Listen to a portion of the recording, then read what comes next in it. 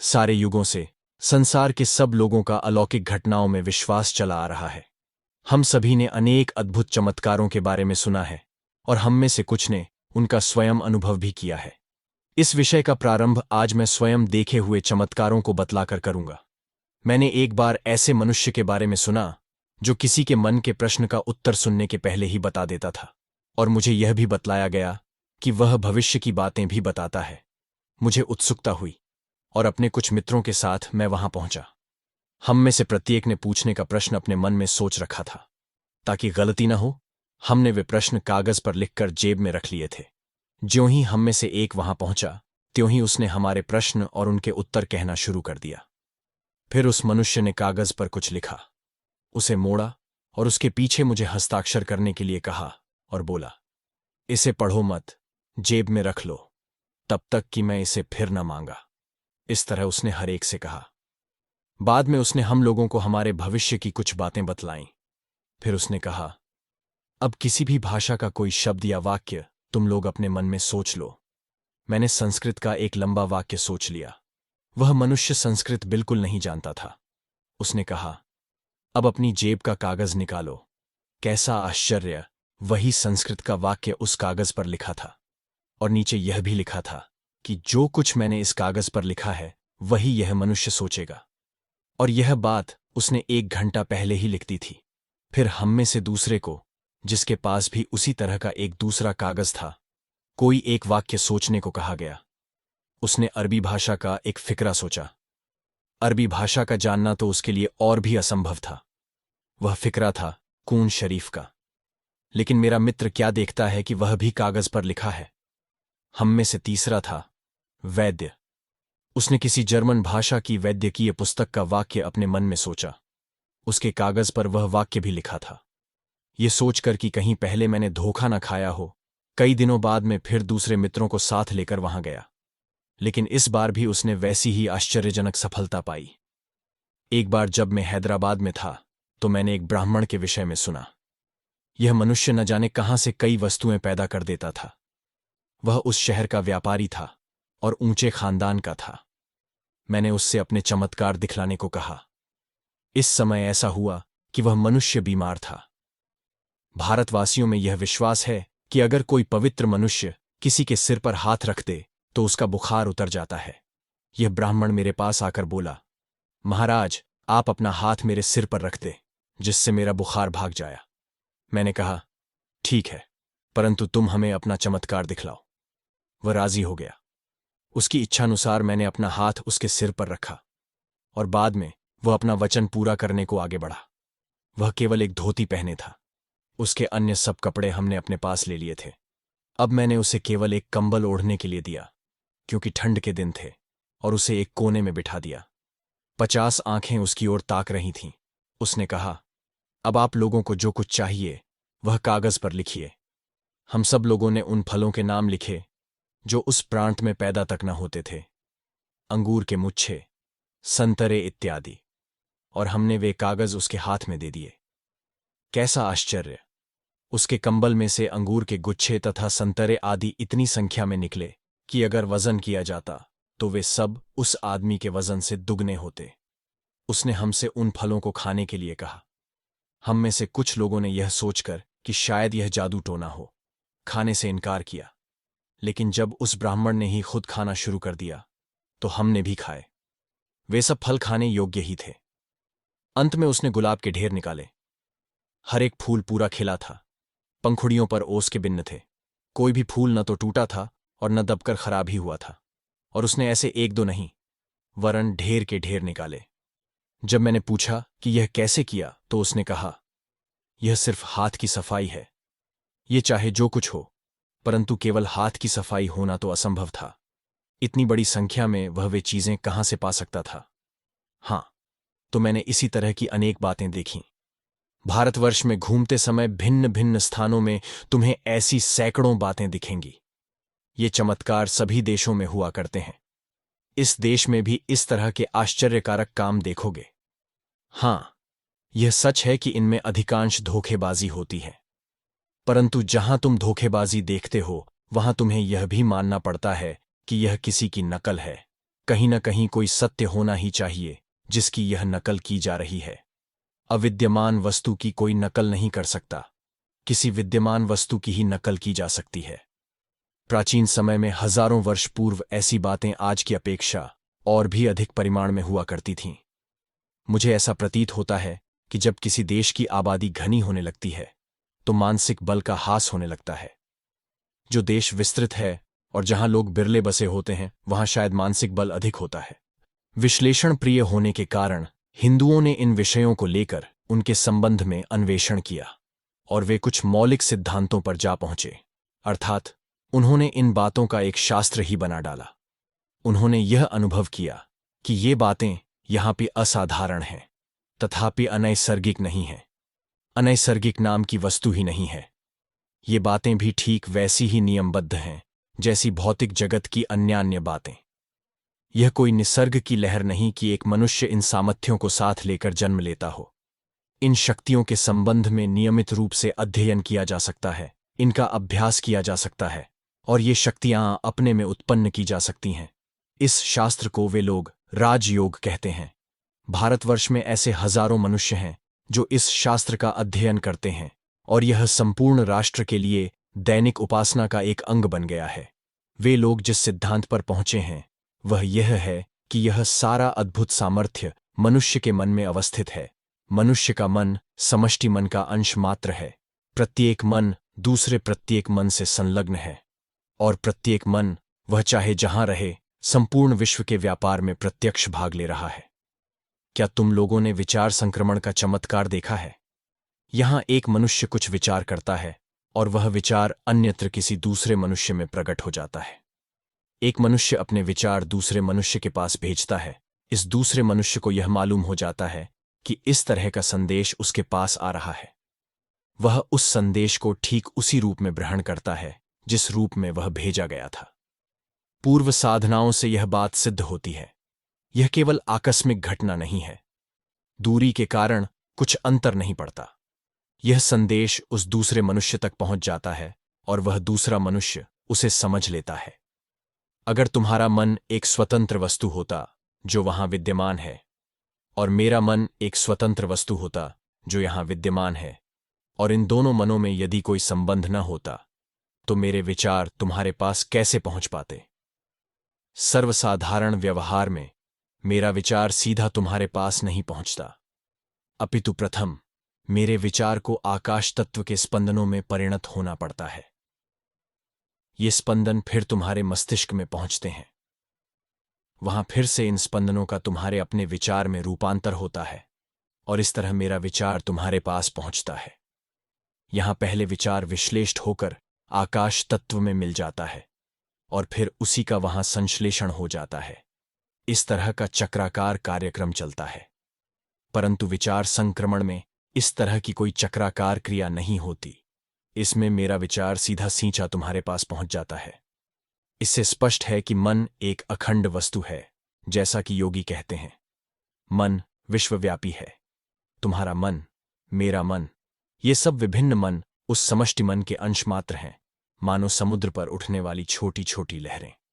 और इस अखंडता के कारण ही हम अपने विचारों को एकदम सीधे, बिना किसी माध्यम के आपस में संक्रमित कर सकते हैं।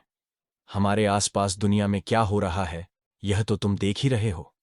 अपना प्रभाव चलाना यही दुनिया है। हमारी शक्ति का कुछ अंश तो हमारे शरीर धारण के उपयोग में आता है और शेष प्रत्येक अंश दूसरों पर अपना प्रभाव डालने में रात दिन व्यय होता रहता है। हमारे शरीर, हमारे गुण, हमारी बुद्धि तथा हमारा आत्मिक बल लगातार दूसरों पर प्रभाव डालते आ रहे हैं। इसी प्रकार उलटे रूप में दूसरों का प्रभाव हम पर पड़ता चला आ रहा है। हमारे आसपास यही चल रहा है। एक प्रत्यक्ष उदाहरण लो। एक मनुष्य तुम्हारे पास आता है। वह खूब पढ़ा लिखा है, इसकी भाषा भी सुंदर है। वह तुमसे 1 घंटा बात करता है, फिर भी वह अपना असर नहीं छोड़ जाता। दूसरा मनुष्य आता है। वह इन्हें गिने शब्द बोलता है। शायद वे भी व्याकरण शुद्ध और व्यवस्थित नहीं होते, परंतु फिर भी वह खूब असर कर जाता है। यह तो तुम में से बहुतों ने अनुभव किया है। इससे स्पष्ट है कि मनुष्य पर जो प्रभाव पड़ता है वह केवल शब्दों द्वारा ही नहीं होता। शब्द ही नहीं, विचार भी शायद प्रभाव का एक तृतीयांश ही उत्पन्न करते होंगे, परंतु शेष दो तृतीयांश प्रभाव तो उसके व्यक्तित्व का ही होता है। जिसे तुम वैयक्तिक आकर्षण कहते हो, वही प्रकट होकर तुम पर अपना असर डाल देता है। प्रत्येक कुटुंब में एक मुख्य संचालक होता है। इनमें से कोई कोई संचालक घर चलाने में सफल होते हैं, परंतु कोई नहीं। ऐसा क्यों? जब हमें असफलता मिलती है तो हम दूसरों को कोसते हैं। ज्यों ही मुझे असफलता मिलती है त्यों ही मैं कह उठता हूं कि अमुक अमुक मेरे अपयश के कारण है। अपयश आने पर मनुष्य अपनी कमजोरी और अपने दोष स्वीकार करना नहीं चाहता। प्रत्येक व्यक्ति किसी मनुष्य पर, किसी वस्तु पर और अंततः दुर्दैव पर मढ़ना चाहता है। जब घर का प्रमुख कर्ता सफलता प्राप्त न करे सके तो उसे अपने आप से यह प्रश्न पूछना चाहिए कि कुछ लोग अपना घर किस प्रकार अच्छी तरह चला सकते हैं तथा दूसरे क्यों नहीं।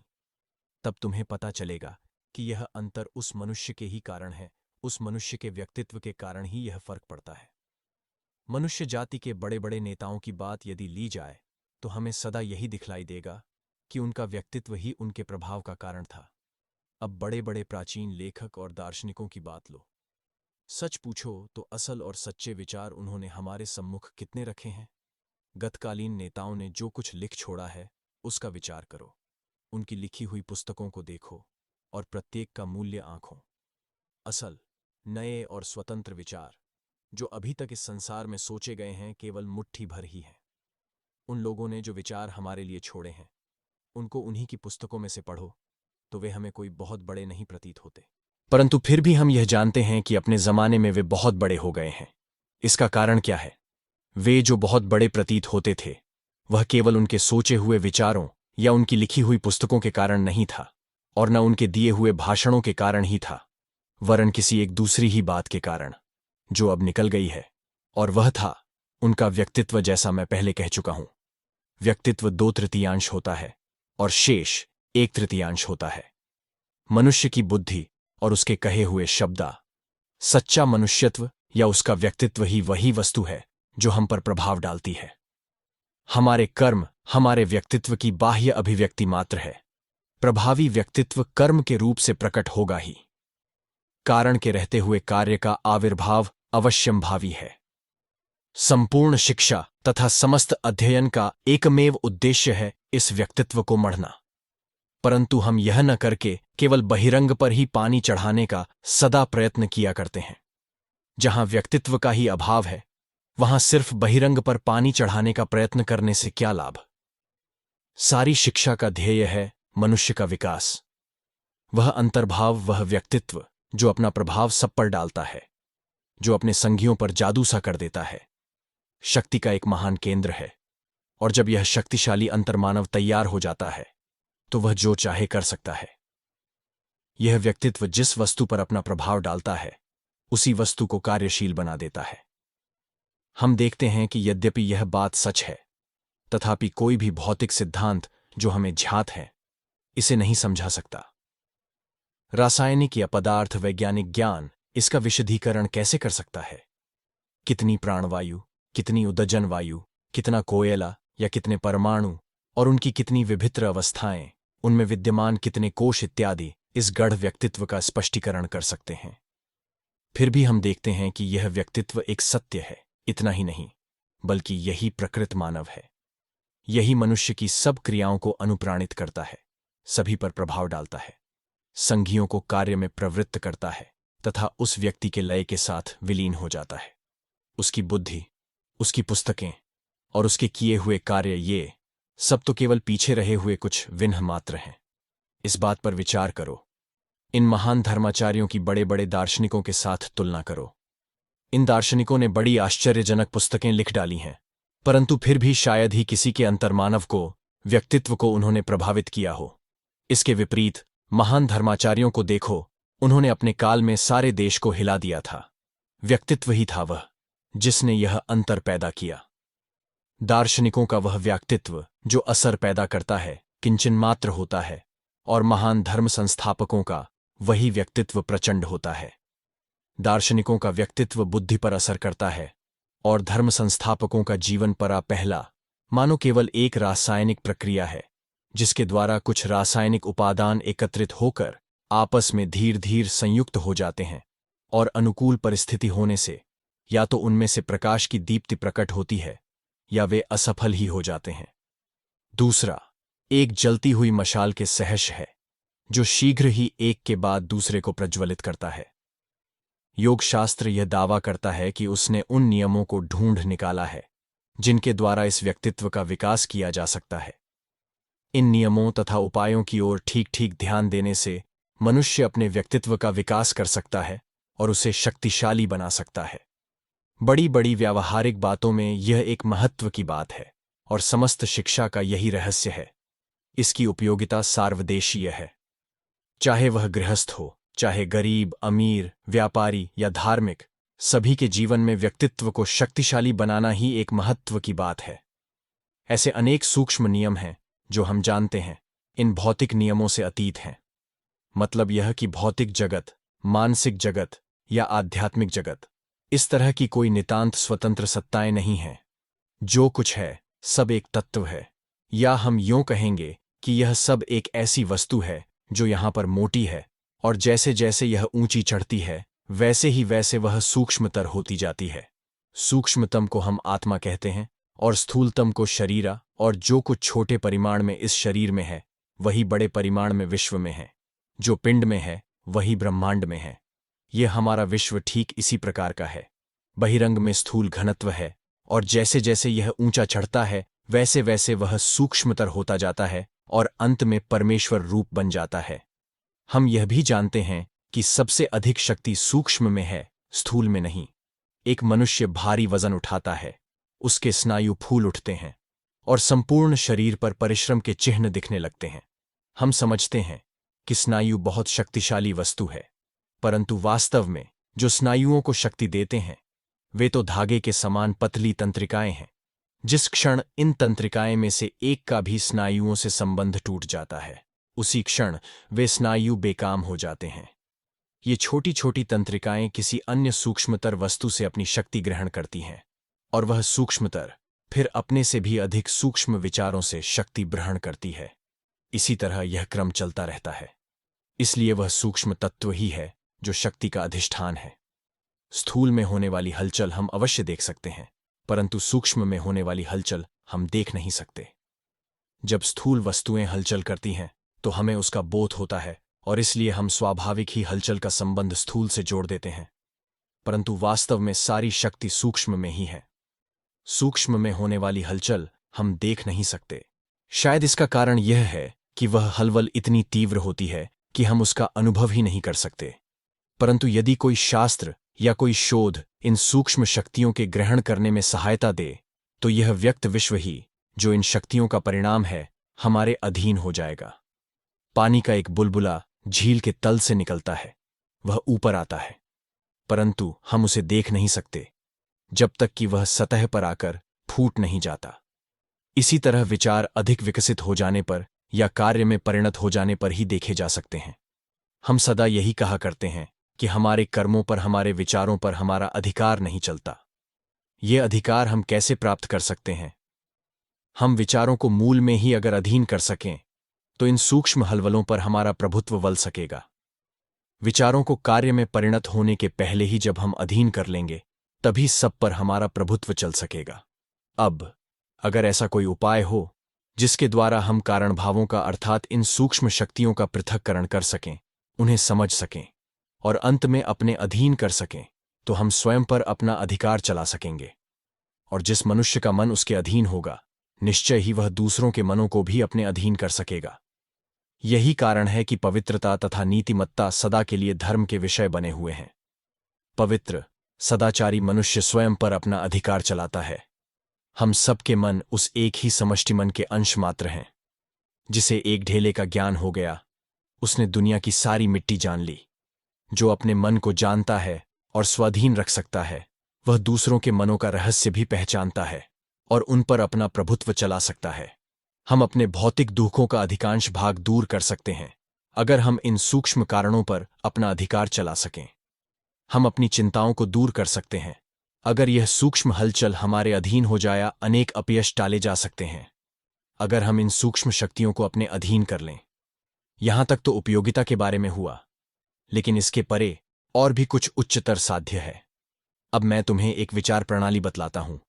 उसके संबंध में मैं अभी विवाद उपस्थित न करूंगा, केवल सिद्धांत ही तुम्हारे सामने रखूंगा। प्रत्येक मनुष्य अपने बाल्यकाल में ही उन अवस्थाओं को पार कर लेता है जिनमें से होकर उसका समाज गुजरा है। अंतर केवल इतना है कि समाज को हजारों वर्ष लग जाते हैं, जबकि बालक कुछ वर्षों में ही उनमें से हो गुजरता है। बालक प्रथम जंगली मनुष्य की अवस्था में होता है, वह तितली को अपने पैरों तले कुचल डालता है। आरंभ में बालक अपनी जाति के जंगली पूर्वजों सा होता है। जैसे जैसे वह बढ़ता है, अपनी जाति की विभिन्न अवस्थाओं को पार करता जाता है, जब तक कि वह अपनी जाति की उन्नतावस्था तक पहुंच नहीं जाता। अंतर यही है कि वह तेजी से और जल्दी जल्दी पार कर लेता है। अब संपूर्ण प्राणी जगत और मनुष्य तथा निम्न स्तर के प्राणियों की समष्टि को एक जाति मान लो। एक ऐसा ध्येय है जिसकी ओर यह समष्टि बढ़ रही है। उसे स्तर को हम पूर्णत्व नाम दे दें। कुछ पुरुष ऐसे होते हैं जो मानव समाज के भविष्यकालीन संपूर्ण विकास की कल्पना पहले कर लेते हैं। संपूर्ण मानव समाज जब तक उस पूर्णत्व को न पहुंचे, तब तक राह देखते रहने और पुनः पुनः जन्म लेने की अपेक्षा वे जीवन के कुछ ही वर्षों में इन सब अवस्थाओं का अतिक्रमण कर पूर्णता की ओर अग्रसर हो जाते हैं। और हम जानते हैं कि इन अवस्थाओं में से हम तेजी से आगे बढ़ सकते हैं अगर हम केवल आत्मवंचना न करें। असंस्कृत मनुष्यों को अगर हम एक द्वीप पर छोड़ दें और उन्हें कठिनता से पर्याप्त स्वाने, ओढ़ने तथा रहने को मिले, तो वे धीरे धीरे उन्नत हो संस्कृति की एक एक सीढ़ी चढ़ते जाएंगे। हम यह भी जानते हैं कि अन्य विशेष साधनों द्वारा भी इस विकास की गति बढ़ाई जा सकती है। क्या हम वृक्षों के बढ़ने में मदद नहीं करते? यदि वे निसर्ग पर छोड़ दिए जाते तो भी वे बढ़ते। अंतर यही है कि उन्हें अधिक समय लगता। निसर्गतः लगने वाले समय से कम समय में ही उनकी बाढ़ होने के लिए हम मदद पहुंचाते हैं। कृत्रिम साधनों द्वारा वस्तुओं की बाढ़ द्रुततर करना, यही हम निखतर करते आए हैं। तो फिर हम मनुष्य का विकास शीघ्रतर क्यों नहीं कर सकते? समस्त जाति के विषय में हम ऐसा कर सकते हैं। परदेशों में प्रचारक क्यों भेजे जाते हैं? इसलिए कि इन उपायों द्वारा जाति को हम शीघ्रतर उन्नत कर सकते हैं। तो अब क्या हम व्यक्ति का विकास शीघ्रतर नहीं कर सकते? अवश्य कर सकते हैं। क्या हम इस विकास की शीघ्रता की कोई मर्यादा बांध सकते हैं? यह हम नहीं कह सकते कि एक जीवन में मनुष्य कितनी उन्नति कर सकता है। ऐसा कहने के लिए तुम्हें कोई आधार नहीं कि मनुष्य केवल इतनी ही उन्नति कर सकता है, अधिक नहीं।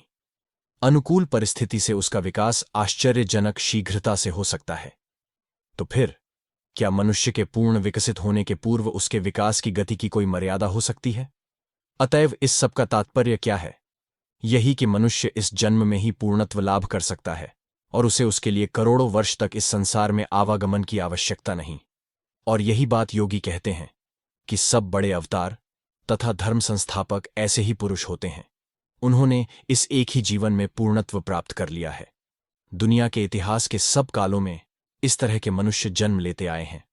अभी कुछ ही दिन पूर्व एक ऐसे महापुरुष ने जन्म लिया था जिन्होंने मानव समाज के संपूर्ण जीवन की विभिन्न अवस्थाओं का अनुभव अपने इसी जीवन में कर लिया था और जो इसी जीवन में पूर्णत्व तक पहुंच गए थे।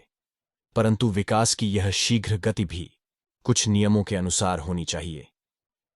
अब ऐसी कल्पना करो कि इन नियमों को हम जान सकते हैं, उनका रहस्य समझ सकते हैं और अपनी आवश्यकताएं पूर्ण करने के लिए उसको उपयोग में ला सकते हैं। तो यह स्पष्ट है कि इससे हमारा विकास होगा।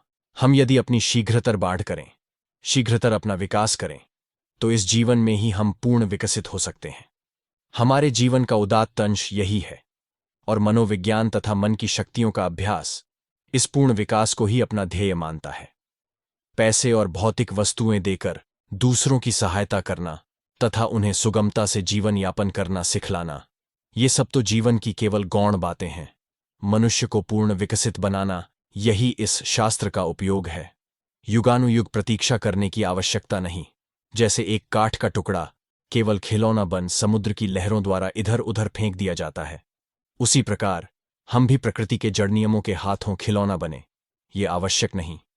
यह शास्त्र चाहता है कि तुम शक्तिशाली बनो, उन्नति कार्य अपने ही हाथ में लो, प्रकृति के भरोसे मत छोड़ो और इस छोटे से जीवन के उस पार हो जाओ।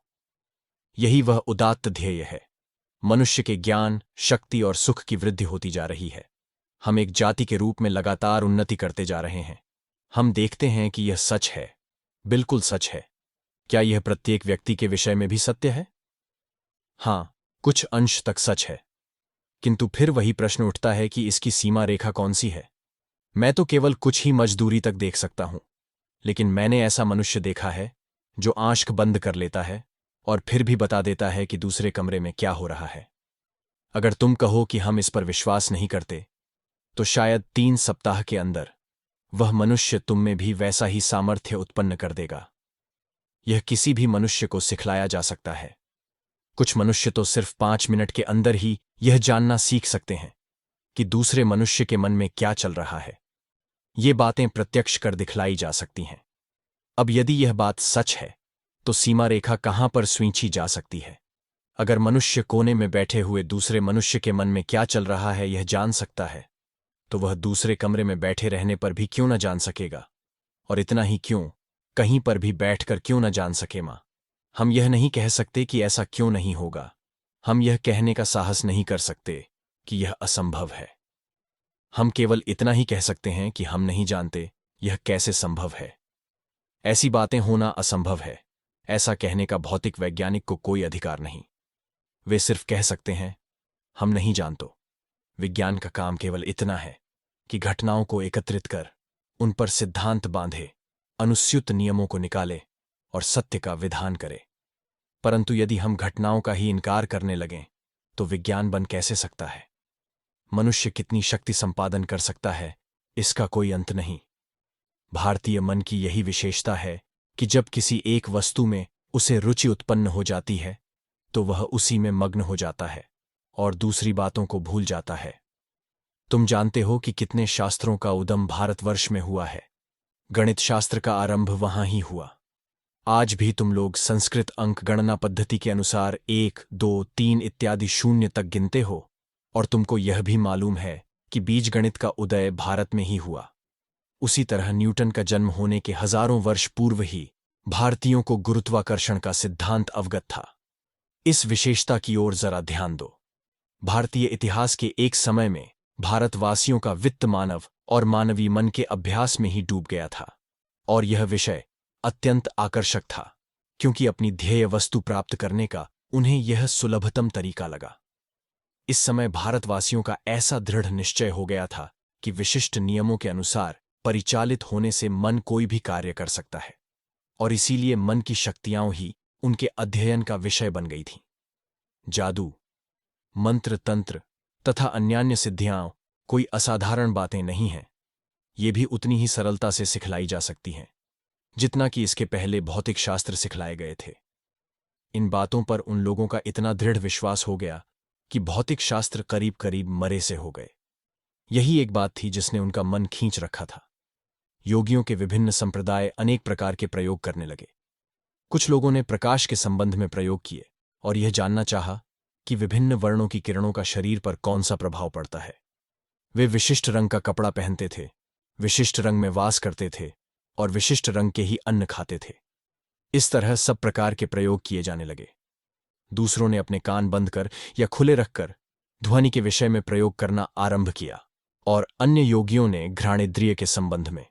सभी का ध्येय एक था, वस्तु के मूल अथवा सूक्ष्म कारण तक किसी प्रकार पहुंचना। और उनमें से कुछ लोगों ने सचमुच ही आश्चर्यजनक सामर्थ्य प्रकट किया। बहुतों ने आकाश में विचरने और उड़ने का प्रयत्न किया। मैं एक बड़े पाश्चात्य विद्वान की बतलाई हुई एक कथा कहूंगा। सीलोन के गवर्नर ने, जिन्होंने यह घटना प्रत्यक्ष देखी थी, उससे कही थी। एक लड़की उपस्थित की गई और वह पलथी मारकर स्टूल पर बैठ गई। स्टूल लकड़ियों को आड़ी टेढ़ी जमाकर बना दिया गया था।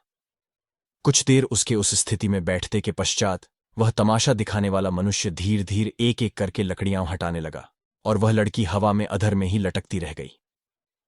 गवर्नर ने सोचा कि इसमें कोई चालाकी है, इसलिए उन्होंने तलवार खींची और तेजी से उस लड़की के नीचे से घुमाई, परंतु लड़की के नीचे कुछ भी नहीं था। अब कहो, यह क्या है? यह कोई जाटू न था और न कोई असाधारण बात ही थी। यही वैशिष्ट्य है। कोई भी भारतीय ऐसा न कहेगा कि इस तरह की घटना नहीं हो सकती। हिंदू के लिए यह एक साधारण बात है। तुम जानते हो, जब हिंदुओं को शत्रुओं से युद्ध करना होता है तो वे क्या कहते हैं? हमारा एक योगी तुम्हारे झुंड के झुंड मार भगाएगा। उस राष्ट्र का यह दृढ़ विश्वास है। हाथ या तलवार में ताकत कहाँ? यदि यह सच है तो मन के लिए यह प्राणपण से प्रयत्न करने के लिए काफी प्रलोभन है। परंतु कोई बड़ा यश संपादन करना जिस तरह प्रत्येक विज्ञान में कठिन है, उसी तरह इस क्षेत्र में भी। इतना ही नहीं, बल्कि यहां तो और भी अधिक कठिन है। फिर भी अनेक लोग समझते हैं कि ये शक्तियां सुगमता से प्राप्त की जा सकती हैं।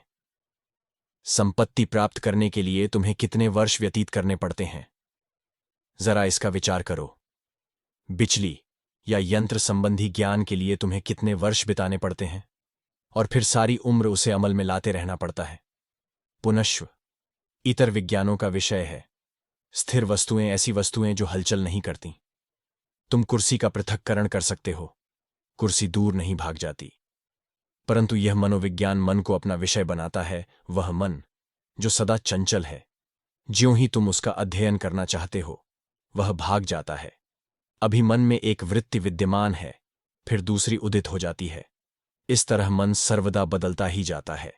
उसकी इस चंचलता में ही उसका अध्ययन करना पड़ता है, उसे समझना पड़ता है, उसका आकलन करना पड़ता है, उसको अपने वश में लाना पड़ता है। अतएव देखो, यह शास्त्र कितना अधिक कठिन है। यहां कठोर अभ्यास की आवश्यकता है। लोग मुझसे पूछते हैं कि आप प्रत्यक्ष प्रयोग कर क्यों नहीं सिखलाते? अजी, यह कोई मजाक नहीं है। मैं इस मंच पर खड़े खड़े व्याख्यान देता हूं और तुम सुनकर घर चले जाते हो। तुम्हें कोई लाभ नहीं होता और न मुझे ही। तब तुम कहते हो यह सब पाखंड है। ऐसा इसलिए होता है कि तुम ही इसे पाखंड बनाना चाहते थे। इस शास्त्र का मुझे बहुत थोड़ा ज्ञान है, परंतु जो कुछ थोड़ा बहुत जानता हूं उसके लिए 30 साल तक अभ्यास किया है, और मैं 6 साल हुए लोगों को वह सिखला रहा हूं। मुझे 30 साल लगे इसके अभ्यास के लिए। 30 साल की कड़ी कोशिश। कभी कभी 24 घंटों में मैं 20 घंटे साधना करता रहा हूं। कभी रात में 1 ही घंटा सोया हूं। कभी रात रात भर मैंने प्रयोग किए हैं। कभी कभी मैं ऐसे स्थानों में रहा हूं जहां किसी प्रकार का कोई शब्द न था, सांस तक की आवाज न थी। कभी मुझे गुफाओं में रहना पड़ा है। इस बात का तुम विचार करो, और फिर भी मुझे बहुत थोड़ा मालूम है, या कहिए बिल्कुल ही नहीं। मैंने कठिनता से इस शास्त्र की मानो किनार भर छू पाई है। परंतु मैं समझ सकता हूं कि यह सच है, अपार है और आश्चर्यजनक है। अब यदि तुम में से कोई इस शास्त्र का सचमुच अध्ययन करना चाहता है, तो उसी प्रकार के निश्चय से आरंभ करना होगा, जिस निश्चय से वह किसी व्यवसाय का आरंभ करता है। यही नहीं, बल्कि संसार के किसी भी व्यवसाय की अपेक्षा उसे इसमें अधिक दृढ़ निश्चय लगाना होगा। व्यवसाय के लिए कितने मनोयोग की आवश्यकता होती है, और वह व्यवसाय हमसे कितने कड़े श्रम की मांग करता है। यदि बाप, मां, स्त्री या बच्चा भी मर जाए तो भी व्यवसाय रुकने का नहीं। चाहे हमारे हृदय के टुकड़े टुकड़े हो रहे हों, फिर भी हमें व्यवसाय की जगह पर जाना ही होगा। चाहे व्यवसाय का हर 1 घंटा हमारे लिए यंत्रणा क्यों ना हो।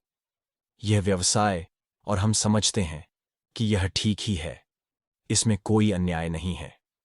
यह शास्त्र किसी भी अन्य व्यवसाय से अधिक लगन मांगता है। व्यवसाय में तो अनेक व्यक्ति सफलता प्राप्त कर सकते हैं, परंतु इस मार्ग में बहुत ही थोड़े, क्योंकि यहां पर मुख्यतः साधक की मानसिक गठन पर ही सब कुछ अवलंबित रहता है। जिस प्रकार व्यवसाय चाहे दौलत जोड़ सके या न जोड़ सके, कुछ कमाई तो जरूर कर लेता है, उसी प्रकार इस शास्त्र के प्रत्येक साधक को कुछ ऐसी झलक अवश्य मिलती है जिससे उसका विश्वास हो जाता है कि ये बातें सच हैं। और ऐसे मनुष्य हो गए हैं जिन्होंने इन सब का पूर्ण अनुभव कर लिया था। इस शास्त्र की यह केवल रूपरेखा है। यह शास्त्र स्वतः प्रमाण तथा स्वयं प्रकाश है, और किसी भी अन्य शास्त्र या विज्ञान को अपने से तुलना करने के लिए ललकारता है। दुनिया में पाखंडी, जादूगर, धोखेबाज अनेक हो गए हैं, और विशेषतः इस क्षेत्र में। ऐसा क्यों? इसीलिए कि जो व्यवसाय जितना अधिक लाभप्रद होता है, उसमें उतने ही अधिक पाखंडी और धोखेबाज होते हैं। परंतु उस व्यवसाय के अच्छे न होने का यह कोई कारण नहीं। एक बात और बतला देना चाहता हूं। इस शास्त्र के अनेक वादों सुनना बुद्धि के लिए चाहे बड़ी अच्छी कसरत हो, और आश्चर्यजनक बातें सुनने से चाहे तुम्हें बौद्धिक संतोष प्राप्त होता हो, परंतु अगर सचमुच तुम्हें कुछ सीखने की इच्छा है तो सिर्फ भाषणों को सुनने से काम न चलेगा। यह व्याख्यानों द्वारा नहीं सिखलाया जा सकता, क्योंकि यह शास्त्र है अनुभूतिनिष्ठ और अनुभूति ही अनुभूति प्रदान कर सकती है। यदि तुम में से सचमुच कोई अध्ययन करना चाहता है तो उसकी सहायता देने में मुझे बड़ी प्रसन्नता होगी। यदि जगत की गति क्रम अवनति की ओर हो, यदि उसका पूर्वावस्था की ओर पुनरावर्तन हो, तो वह हमारी पतनावस्था होती है, और यदि उसकी गति क्रम विकास की ओर हो तो वह हमारा उत्थान काल होता है। अतः हमें पूर्वावस्था की ओर गति को नहीं जाने देना चाहिए। सर्वप्रथम तो हमारा शरीर ही हमारे अध्ययन का विषय बनना चाहिए, पर कठिनाई तो यह है कि हम पड़ोसियों को ही सीख देने में अत्यधिक व्यस्त रहा करते हैं।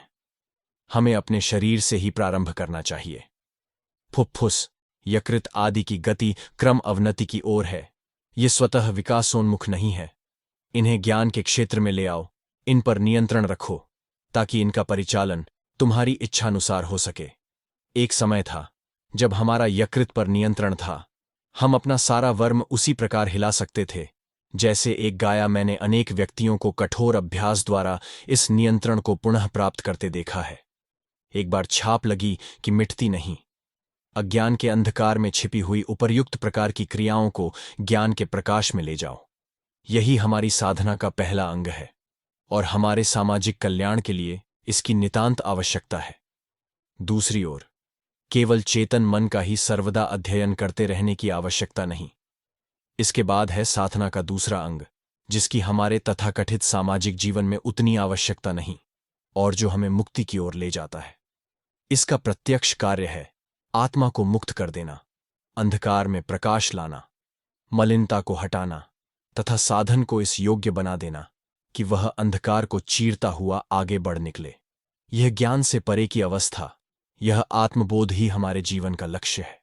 जब उस अवस्था की उपलब्धि हो जाती है, तब यही मानव देव मानव बन जाता है, मुक्त हो जाता है, और उस मन के सम्मुख जिसे सब विषयों से परे जाने का इस प्रकार अभ्यास हो गया है, यह जगत क्रमशः अपने रहस्य खोलता जाता है।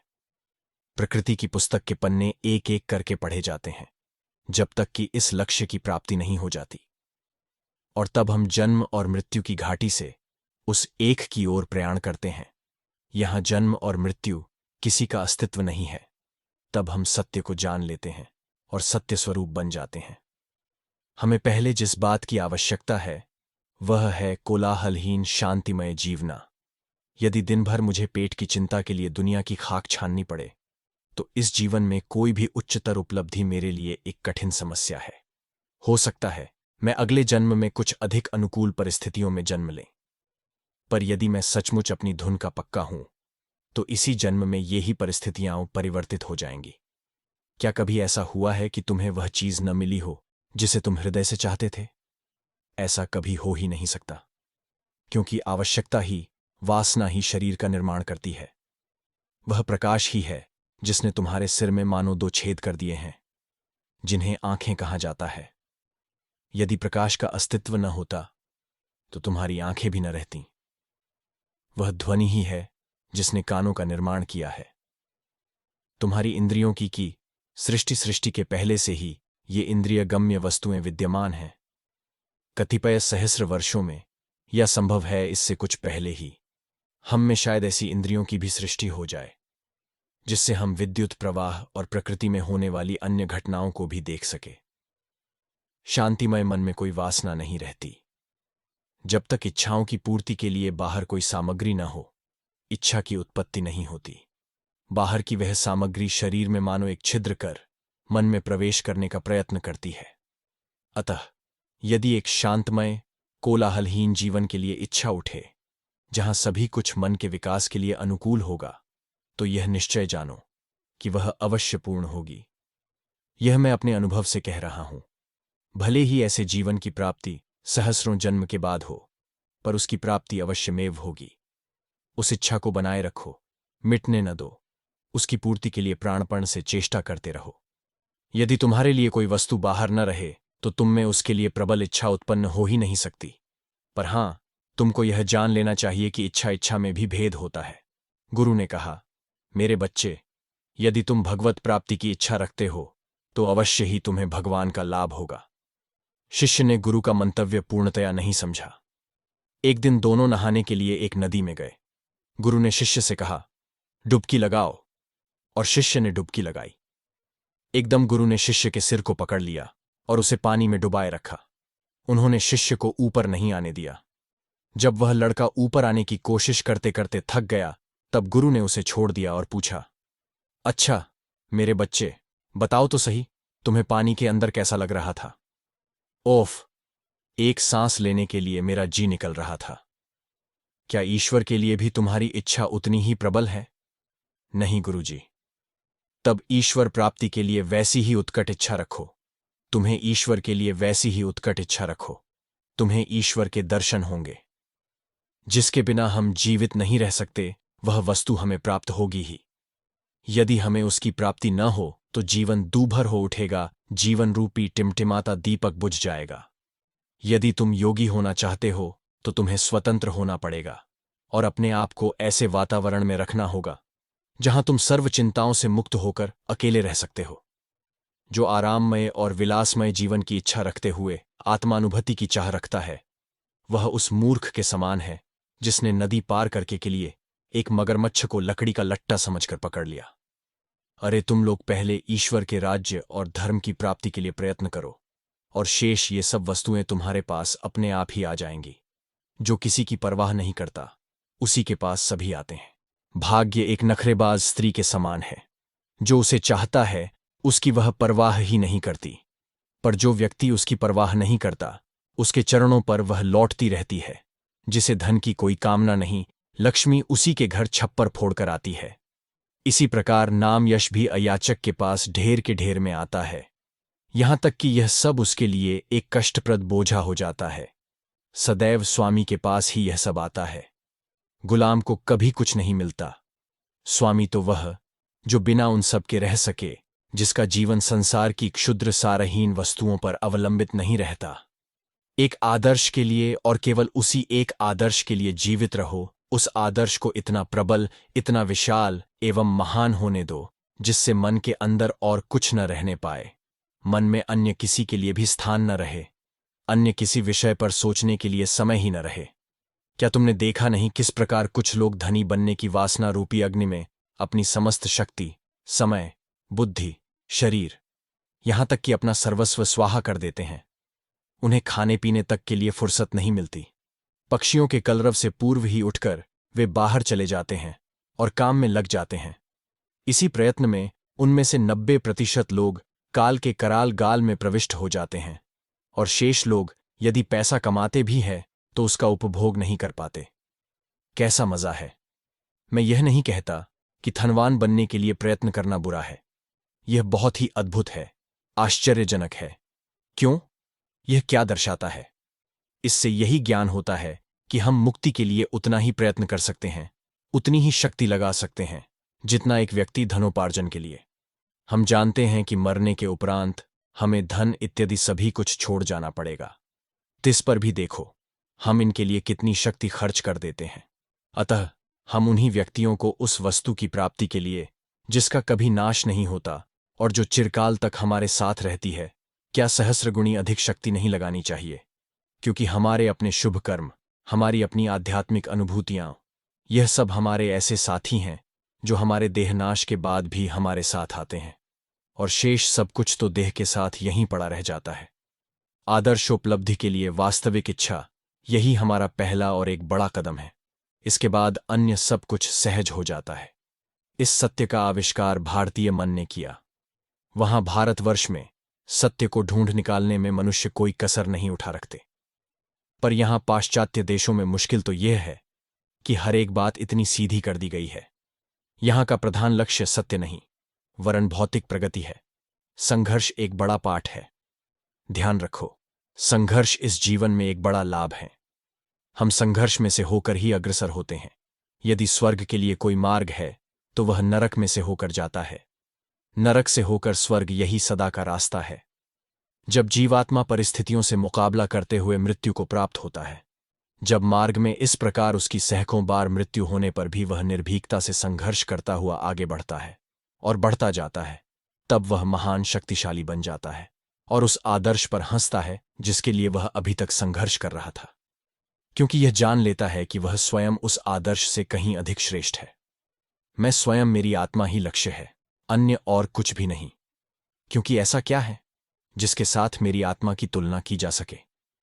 सुवर्ण की एक थैली क्या कभी मेरा आदर्श हो सकती है? कदापि नहीं। मेरी आत्मा ही मेरा सर्वोच्च आदर्श है। अपने प्रकृत स्वरूप की अनुभूति ही मेरे जीवन का एकमात्र ध्येय है। ऐसी कोई वस्तु नहीं है जो संपूर्णतया बुरी हो। यहां शैतान की भी उसी भांति उपयोगिता है जैसे कि ईश्वर की, नहीं तो शैतान यहां रहता ही नहीं। जैसे मैंने तुमसे कहा ही है, हम नरक में से होकर ही स्वर्ग की ओर प्रयाण करते हैं। हमारी भूलों की भी यहां उपयोगिता है। बढ़े चलो। यदि तुम सोचते हो कि तुमने कोई अनुचित कार्य किया है, तो भी पीछे फिसकर मत देखो। यदि पहले तुमने इन गलतियों को न किया होता, तो क्या तुम विश्वास करते हो कि आज तुम जैसे हो वैसे कभी हो सकते? अतः अपनी भूलों को आशीर्वाद दो। वे अदृश्य देवदूतों के समान रही हैं। तुम धन्य हो दुख, धन्य हो सुख। तुम्हारे मत्थे क्या आता है इसकी परवाह न करो। आदर्श को पकड़े रहो, आगे बढ़ते चलो। छोटी छोटी बातों और भूलों पर ध्यान न दो। हमारी इस रणभूमि में भूलों की धूल तो उड़ेगी ही, जो इतने नाजुक हैं कि धूल सहन नहीं कर सकते। उन्हें कतार से बाहर चले जाने दो। अतः संघर्ष के लिए यह प्रबल निश्चय, ऐहिक वस्तुओं की प्राप्ति के लिए हम जितना प्रयत्न करते हैं, उससे 100 गुना अधिक प्रबल निश्चय हमारी प्रथम महान साधना है। और फिर उसके साथ ध्यान भी होना चाहिए। ध्यान ही एकमात्र असल वस्तु है। ध्यान करो। ध्यान ही सबसे महत्वपूर्ण है। मन की यह ध्यानावस्था आध्यात्मिक जीवन के निकटतम है। सर्व जड़ पदार्थों से मुक्त होकर आत्मा का अपने बारे में चिंतन, आत्मा का यह अद्भुत संस्पर्श, यही हमारे दैनिक जीवन में एकमात्र ऐसा क्षण है जब हम सांसारिकता से संपूर्ण पृथक रहते हैं। शरीर हमारा शत्रु है और मित्र भी। तुम में से कौन दुख का दृश्य सहन कर सकता है? और यदि केवल किसी चित्रकारी में तुम दुख का दृश्य देखो, तो तुम में से कौन उसे सहन नहीं कर सकता? इसका कारण क्या है जानते हो? हम चित्र से अपने को एकरूप नहीं करते, क्योंकि चित्र असत है, अवास्तविक है। हम जानते हैं कि वह एक चित्रकारी मात्र है। हम उसके कृपा पात्र नहीं बन सकते। वह हमें चोट नहीं पहुंचा सकती। यही नहीं, यदि पर्दे पर एक भयानक दूहक चित्रित किया गया हो, तो शायद हम उसका मजा भी ले सकते हैं। हम चित्रकार की कला की बड़ाई करते हैं। हम उसकी असाधारण प्रतिभा पर आश्चर्यचकित हो जाते हैं। वह हमें चोट नहीं पहुंचा सकती। यही नहीं, यदि पर्दे पर एक भयानक दूहक चित्रित किया गया हो, तो शायद हम उसका मजा भी ले सकते हैं। हम चित्रकार की कला की बड़ाई करते हैं। हम उसकी असाधारण प्रतिभा पर आश्चर्यचकित हो जाते हैं, यह जानकर भी कि वितरित दृश्य भयंकरता की कठोरतम अभिव्यक्ति है। इसका रहस्य क्या है जानते हो? अनासक्ति ही इसका रहस्य है। अतएव केवल साक्षी बनकर रहो। जब तक मैं साक्षी हूं, इस भाव तक तुम नहीं पहुंचते, तब तक प्राणायाम अथवा योग की भौतिक क्रियाएं इत्यादि किसी काम की नहीं। यदि खूनी हाथ तुम्हारी गर्दन पकड़ ले तो कहो, मैं साक्षी हूं, मैं साक्षी हूं। कहो, मैं आत्मा हूं, कोई भी बाहरी वस्तु मुझे स्पर्श नहीं कर सकती। यदि मन में बुरे विचारे उठें तो बार बार यही दोहराओ, ये कह कहकर उनके सिर पर हथौड़े की चोट करो कि मैं आत्मा हूं, मैं साक्षी हूं, मैं नित्य शुभ और कल्याण स्वरूप हूं। कोई कारण नहीं है जो मैं भुगतें। मेरे सब कर्मों का अंत हो चुका है। मैं साक्षी स्वरूप हूं। मैं अपनी चित्रशाला में हूं। यह जगत मेरा अजायब घर है। मैं इन क्रमागत चित्रकारियों को केवल देखता जा रहा हूं। वे सभी वित्र सुंदर हैं, भले हों या बुरे। मैं अद्भुत कौशल्य देख रहा हूं, किंतु यह समस्त एक है, उस महान चित्रकार परमात्मा की अनंत अर्चियां। सचमुच किसी का अस्तित्व नहीं है, न संकल्प है, न विकल्पा। वे प्रभु ही सब कुछ हैं।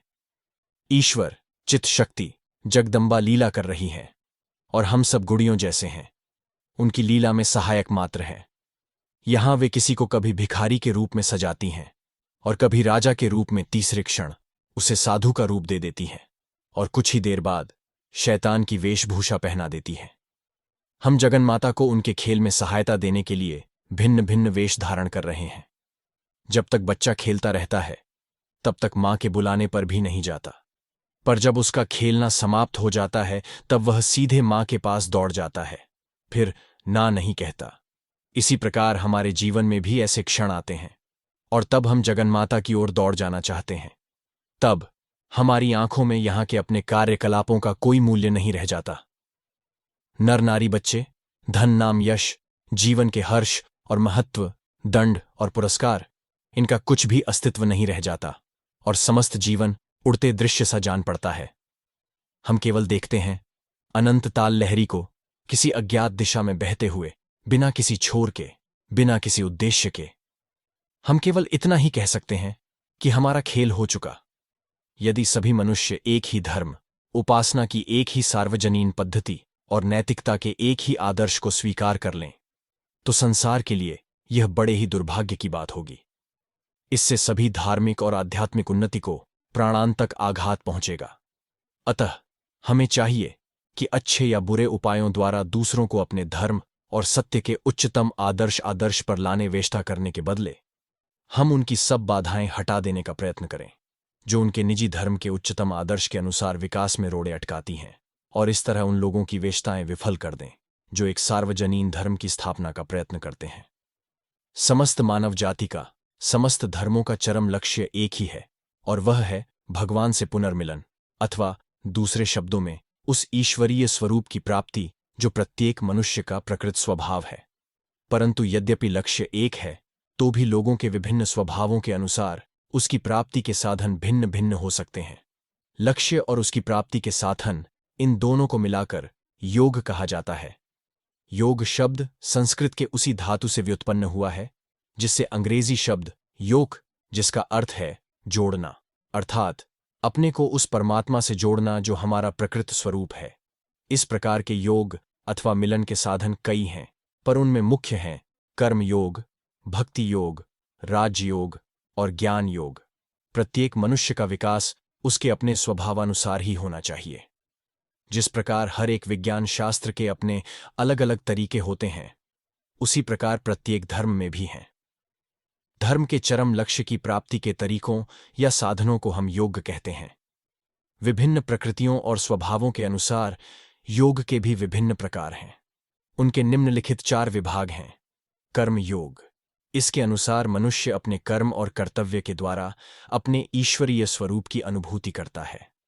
भक्ति योग, इसके अनुसार अपने ईश्वरीय स्वरूप की अनुभूति सगुण ईश्वर के प्रति भक्ति और प्रेम के द्वारा होती है। राजयोग, इसके अनुसार मनुष्य अपने ईश्वरीय स्वरूप की अनुभूति मनः संयम के द्वारा करता है। ज्ञान योग, इसके अनुसार अपने ईश्वरीय स्वरूप की अनुभूति ज्ञान के द्वारा होती है। ये सब एक ही केंद्र भगवान की ओर ले जाने वाले विभिन्न मार्ग हैं।